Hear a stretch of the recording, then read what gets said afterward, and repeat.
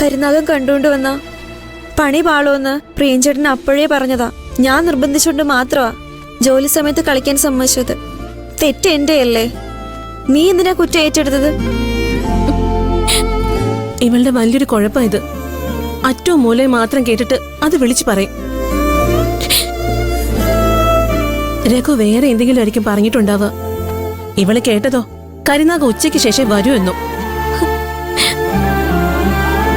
എന്നിട്ട് എല്ലാരും കുഴപ്പത്തിൽ കൊണ്ട് ചാടിക്കും ചെയ്തു. അയാൾ അങ്ങനെ എന്നെയാ പറഞ്ഞത്. ഞാൻ ശരിക്കും കേട്ടതാ ജയന്തേച്ചി. കരുനാഗവും രഘുവും തരികിടയുടെ ആശാമാരാ. അയാൾ ഉച്ചയ്ക്ക് ശേഷേ വരൂന്ന് കള്ളം പറയാൻ അയാള് രഘുവിനെ പറഞ്ഞ് ഏൽപ്പിച്ചിട്ടുണ്ടാവും. രഘു കള്ളം പറയുന്നതായിരിക്കും ഇവള് കേട്ടത്. ഇവളുടെ മണ്ടത്തരത്തിന് ശിക്ഷ അനുഭവിക്കേണ്ടി വന്നത് ഈ പാറു. ഇത് നിന്റെ ചെവിയിൽ ഇറക്കണം. അപ്പോഴേ ഇതിന്റെ വേദന നിനക്ക് മനസ്സിലാവും. സൗസവ് ഇങ്ങോട്ടാ.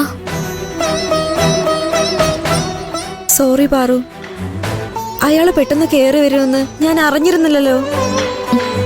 അന്താക്ഷരി കളിക്കാൻ എല്ലാരെയും നിർബന്ധിച്ചത് ഞാനാണെന്ന് അയാളോട് പറയാൻ ഞാൻ നോക്കിയതാ.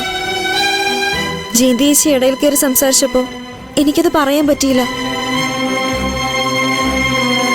എനിക്ക് പറ്റിയ തെറ്റിന് നീ ശിക്ഷ അനുഭവിക്കാൻ പാടില്ല.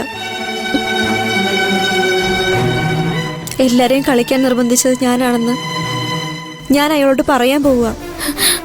അയ്യോ വേണ്ട സൗന്ദര്യ, നീ അത് പോയി പറഞ്ഞ അയാള് പറഞ്ഞതുപോലെ നിന്നെയോ അയാള് ജോലിന്ന് പറഞ്ഞു വിടും. എല്ലാവരും ജോലിന്ന് പറഞ്ഞു വിടും.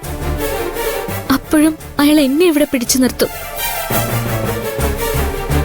അതിന് 2 കാരണങ്ങളുണ്ട്.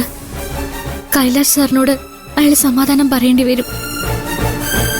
പിന്നെ എന്നെ ഇവിടുന്ന് പറഞ്ഞു വിട്ടാ അയാൾക്ക് വീണ്ടും വീണ്ടും എന്നെ കഷ്ടപ്പെടുത്താൻ കഴിയില്ലല്ലോ.